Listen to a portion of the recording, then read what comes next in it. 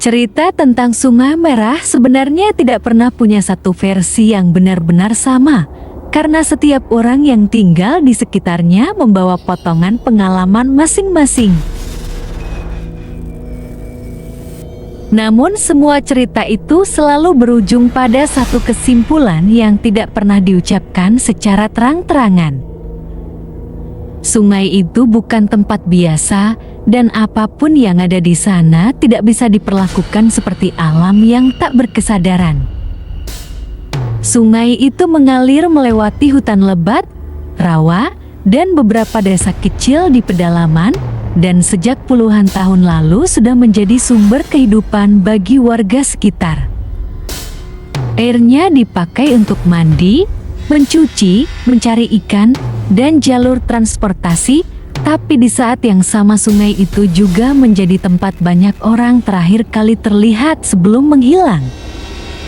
Anehnya, warga setempat tidak pernah menyebut mereka sebagai orang yang hilang, melainkan orang yang ditinggal atau dipanggil, seolah-olah kepergian itu bukan kecelakaan, melainkan bagian dari kesepakatan yang tidak pernah ditulis.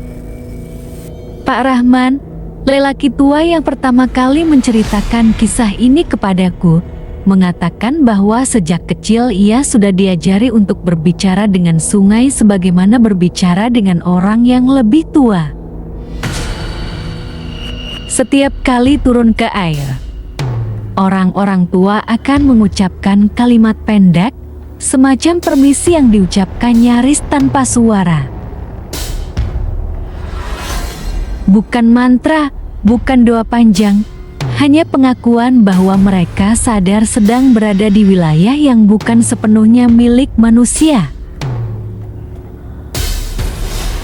Anak-anak yang lupa atau sengaja tidak melakukannya sering kali jatuh sakit tanpa sebab jelas, demam tinggi, mimpi buruk berulang, atau menangis tanpa alasan di malam hari. Tidak semua kejadian berujung fatal, tetapi cukup untuk menanamkan rasa hormat yang bertahan sampai dewasa. Perubahan warna air sungai menjadi merah selalu menjadi tanda paling jelas bahwa sesuatu sedang terjadi. Tidak setiap hujan besar membuat air berubah warna. Hanya hujan tertentu, biasanya hujan yang turun tanpa angin dan tanpa suara petir.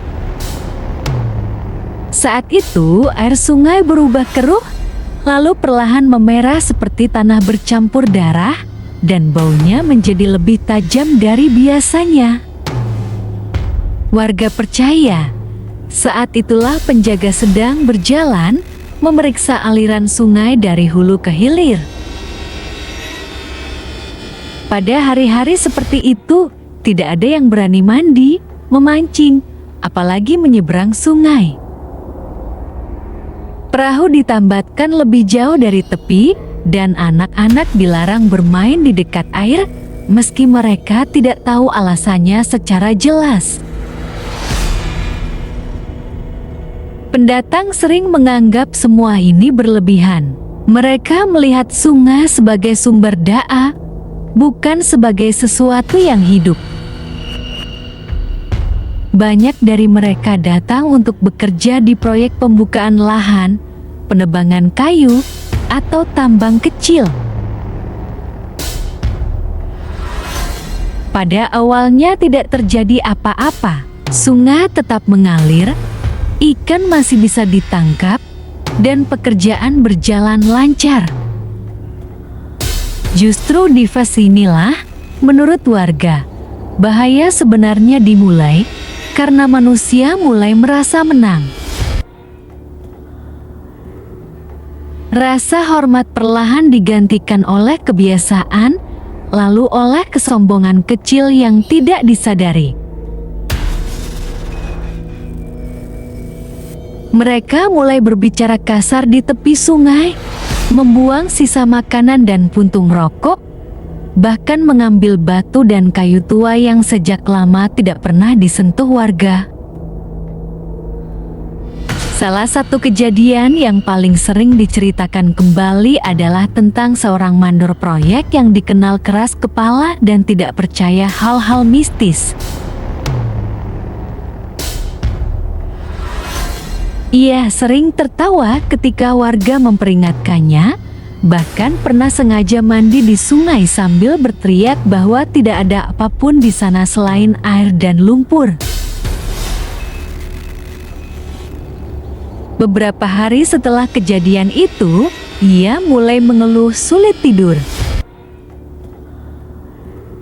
Katanya, setiap kali memejamkan mata, ia mendengar suara air mengalir sangat deras, padahal saat itu musim kemarau. Suara itu semakin lama semakin dekat, seolah-olah berasal dari dalam kepalanya sendiri.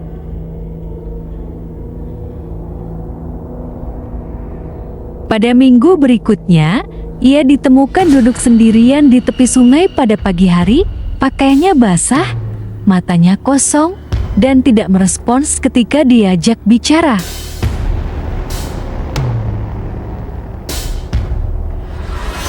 Ia tidak meninggal, tetapi setelah dipulangkan ke keluarganya di kota, ia tidak pernah kembali bekerja dan menurut kabar, sering berdiri berjam-jam menatap kamar mandi rumahnya tanpa alasan jelas.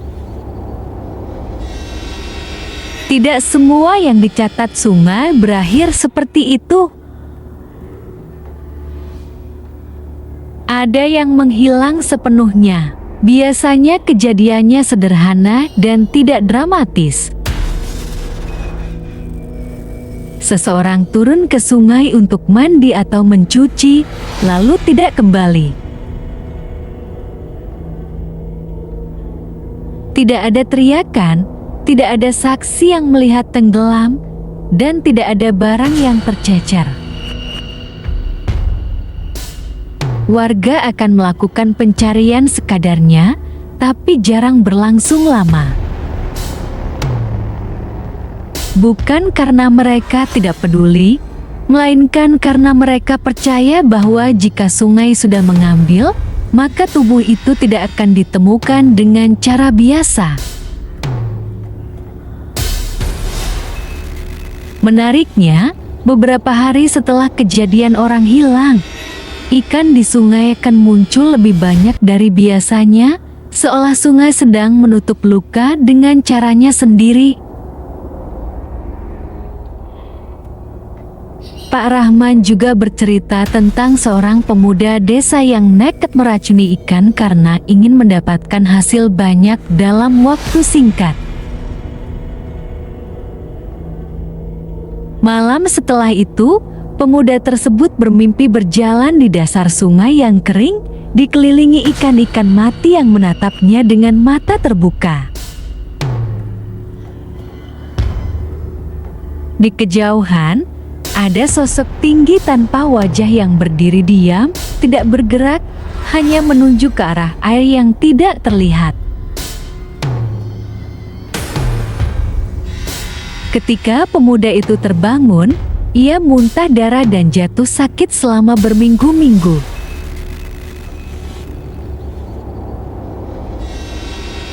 Ia sembuh, tetapi sejak itu tidak pernah lagi mendekati sungai, bahkan untuk sekadar menyeberang.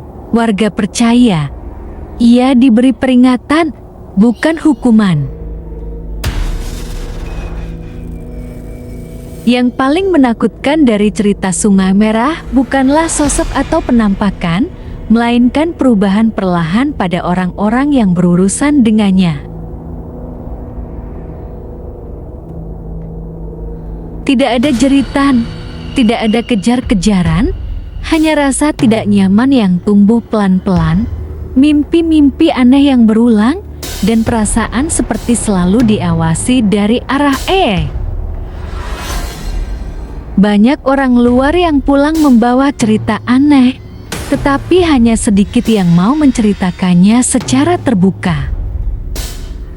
Karena mereka sendiri tidak yakin apakah yang mereka alami benar-benar nyata atau hanya tekanan psikologis.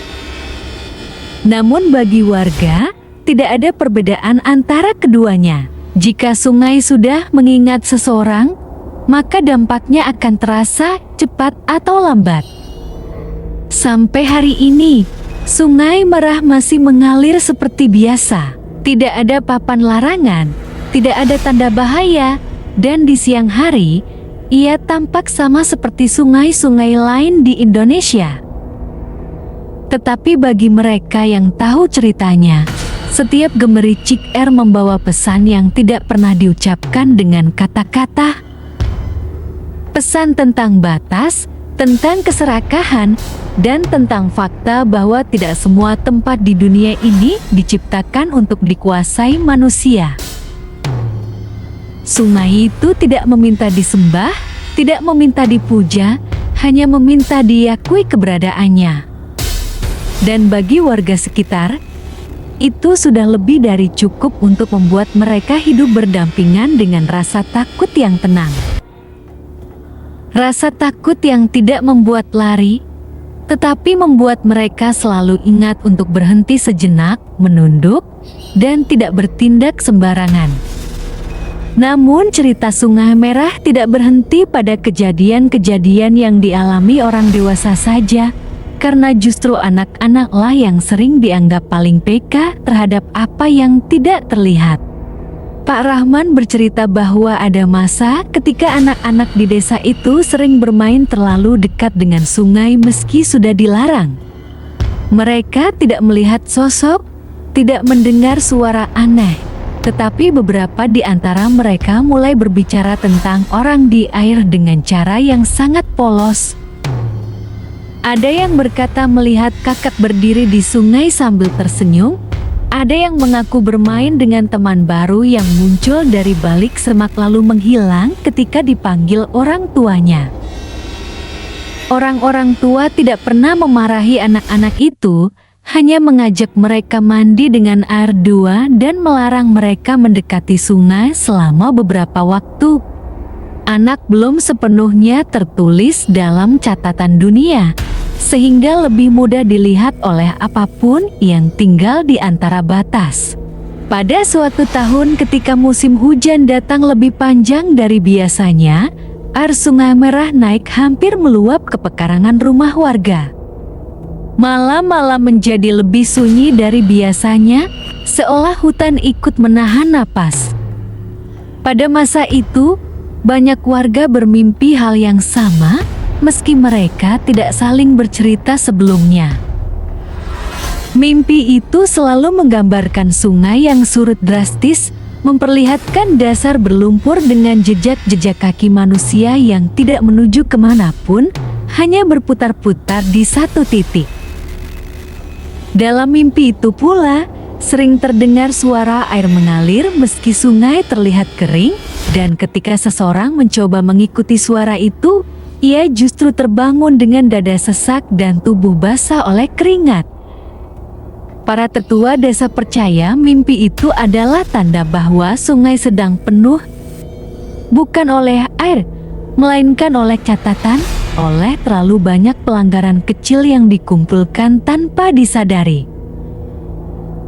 Pada periode yang sama, seorang pendatang baru datang ke desa, seorang pria paruh baya yang mengaku ingin menetap dan membuka usaha kecil. Ia ramah, sering menyapa warga, dan tampak tidak memiliki niat buruk. Namun ia juga dikenal sering berjalan sendirian ke tepi sungai pada malam hari, duduk lama sambil merokok dan memandangi air. Ketika diperingatkan, ia hanya tersenyum dan berkata bahwa sungai itu memberinya ketenangan. Beberapa minggu kemudian, warga mulai melihat perubahan kecil pada dirinya. Ia menjadi mudah tersinggung, sering melamun, dan terkadang berbicara sendiri seolah sedang berdebat dengan seseorang yang tidak terlihat. Suatu pagi, ia tidak keluar rumah. Pintu terkunci dari dalam, tidak ada suara. Ketika warga mendobrak masuk, pria itu ditemukan duduk di lantai, Tubuhnya kering, tetapi lantai di sekelilingnya basah seperti habis dialiri air. Ia masih hidup, tetapi tidak pernah lagi berbicara dengan jelas. Kata-kata yang keluar dari mulutnya hanya potongan kalimat tentang arus, tentang hitungan, dan tentang sesuatu yang sudah penuh. Warga tidak pernah mengusir orang-orang seperti itu. Mereka percaya yang sudah tersentuh oleh sungai tidak boleh diperlakukan kasar, karena perlakuan manusia tidak lagi sepenuhnya berpengaruh. Yang bisa dilakukan hanya menjaga jarak dan memastikan bahwa orang tersebut tidak kembali ke tepi sungai sendirian. Dalam beberapa kasus, keluarga memilih membawa mereka pergi jauh ke kota, berharap jarak bisa memutus ikatan yang terbentuk. Kadang berhasil, kadang tidak. Ada yang perlahan membaik, ada pula yang justru semakin sering berbicara tentang air, meski tinggal jauh dari sungai manapun. Pak Rahman mengatakan bahwa yang paling berbahaya dari Sungai Merah bukanlah kematian, melainkan perubahan. Kematian adalah akhir yang jelas, sementara perubahan membuat seseorang tetap hidup namun tidak sepenuhnya hadir. Ia menyebutkan beberapa nama orang yang masih hidup tetapi sudah tidak pernah lagi dianggap bagian dari kehidupan desa. Mereka ada, mereka bernapas, tetapi pandangan mata mereka selalu kosong, seolah sebagian diri mereka tertinggal di sungai. Tidak ada yang berani bertanya apa yang mereka lihat atau dengar, karena menurut kepercayaan setempat, mengorek terlalu dalam hanya akan memperluas catatan sungai. Ada satu peristiwa besar yang hingga kini masih dianggap sebagai peringatan terakhir yang jelas dari Sungai Merah. Beberapa tahun lalu, sebuah proyek besar hampir dimulai di hulu sungai. Alat berat sudah datang, patok-patok tanah mulai ditancapkan, dan warga hanya bisa mengeluh tanpa kuasa. Pada malam sebelum alat-alat itu mulai bekerja, hujan turun tanpa henti. Bukan hujan lebat, melainkan hujan halus yang tidak berhenti selama berjam-jam. Air sungai berubah merah lebih pekat dari sebelumnya, dan baunya menyebar hingga ke rumah-rumah warga. Keesokan paginya, salah satu alat berat ditemukan terguling di tepi sungai. Bukan karena tanah longsor, melainkan karena bekas tapak di lumpur yang menunjukkan seolah alat itu didorong perlahan ke arah air. Proyek itu akhirnya dibatalkan tanpa penjelasan resmi. Dan sejak saat itu, tidak ada lagi upaya besar untuk mengubah aliran sungai. Pak Rahman menutup ceritanya dengan nada yang lebih pelan dari sebelumnya. Ia berkata bahwa Sungai Merah tidak membutuhkan manusia untuk percaya padanya. Sungai itu tetap ada, tetap mengalir, dan tetap mencatat, terlepas dari apakah kisah-kisahnya dipercaya atau tidak. Yang terpenting, menurutnya, adalah bagaimana manusia memilih bersikap ketika berada di tempat yang bukan sepenuhnya miliknya. Ia menatap ke arah aliran air yang gelap di kejauhan dan berkata bahwa selama manusia masih tahu kapan harus berhenti, sungai itu akan tetap menjadi sumber kehidupan. Tetapi jika manusia terus lupa batas, maka suatu hari nanti, bukan hanya satu atau dua orang yang dicatat, melainkan seluruh jejak yang pernah mencoba menantang. Sampai sekarang, setiap kali hujan turun tanpa angin dan tanpa suara petir di daerah itu, warga hanya saling mengingatkan dengan tatapan singkat. Tidak ada teriakan, tidak ada kepanikan. Mereka tahu, malam seperti itu bukan untuk dilawan atau ditantang, melainkan untuk dilewati dengan tenang, dengan pintu rumah tertutup rapat, lampu menyala secukupnya, dan pikiran dijauhkan dari sungai. Karena bagi mereka, Sungai Merah tidak pernah benar-benar diam. Ia hanya menunggu, seperti air yang tampak tenang di permukaan, tetapi menyimpan arus kuat di bawahnya, arus yang akan selalu ada selama manusia masih berjalan terlalu dekat tanpa rasa hormat.